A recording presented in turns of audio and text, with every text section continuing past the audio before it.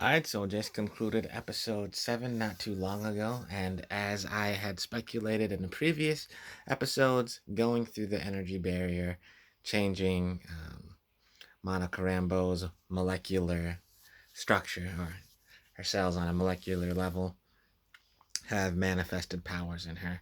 And you could see this, um, like I said, well, she went back into the hex, as they're calling it, and she it's a very strong barrier, like strong enough to keep Vision inside, and he's like one of the strongest Avengers.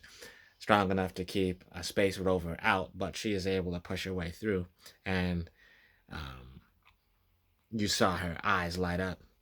Then once she was through, Wanda attacked her and uh, kind of slammed her, and you could see her eyes glow and her a surge of energy like flow through her body. Anyway, so you can tell that they're ramping up for the finale. It's still very exciting. Um, they have revealed a potential surprise antagonist or villain or whatever, even though Wanda is technically the antagonist of the show, being the person who kidnapped the town and is making the events happen. But there's I'm sure you've probably seen at this point, a character named Agatha Harkness. I guess she's a witch in the Marvel cinematic or in the Marvel comics. That's a character I'm not familiar with, but that's very interesting because it's like we're starting to see high-powered players in the board. So the Marvel Cinematic Universe does not have that many superpowered people in it.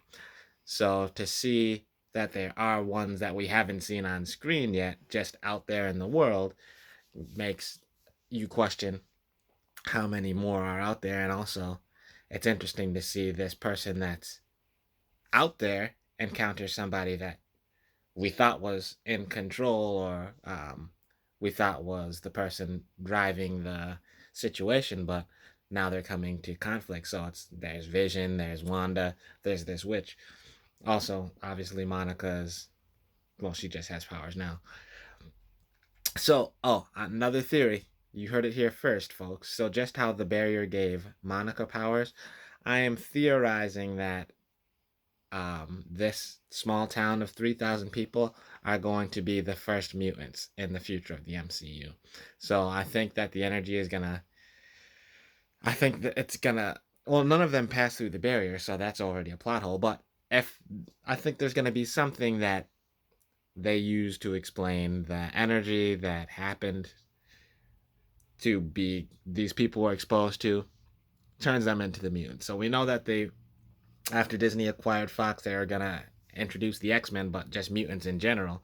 And they have an upcoming project supposedly called The Mutants, and I guarantee, oh, I can't guarantee, but I very much bet you that they come from this small town originating from this anomaly where, I'm just talking to talk basically at this point. But MCU, the mutants started in Westview from Wanda's power, I bet you.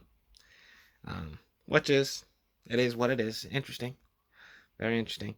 Um, that's pretty much it. So I want to see how this. Oh, and also Agatha seems to be like a traditional witch. So, like, her children, Wanda's children are in danger. Like, so witches love to eat kids and all that stuff. So it'll be interesting to see this traditional witch fight this new cosmic powered witch, Wanda. So it'll be interesting to see how their powers interact and whatnot. Anyways, on to the last two episodes. Bye.